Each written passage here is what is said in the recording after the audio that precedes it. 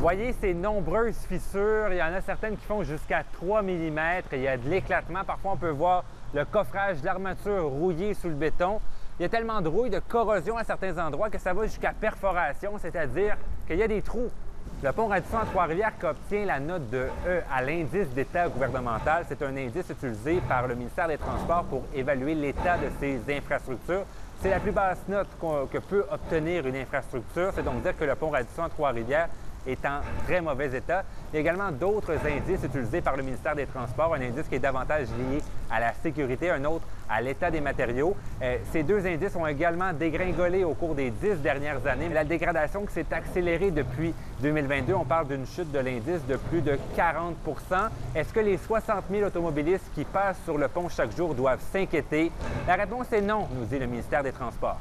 C'est une usure normale, la présence de corrosion, donc de rouille là, pour les gens.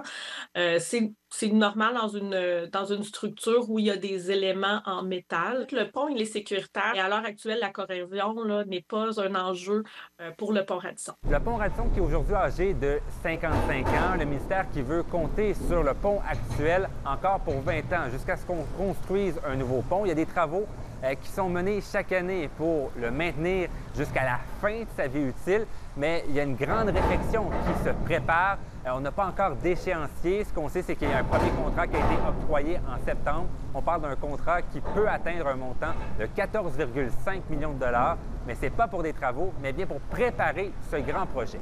Il y a un appel d'offres qui a été lancé cet été pour vraiment aller accompagner le ministère dans ce projet-là, donc réaliser des expertises qui vont mener à la production de plans et devis préliminaires et définitifs et à la conception de ce projet-là.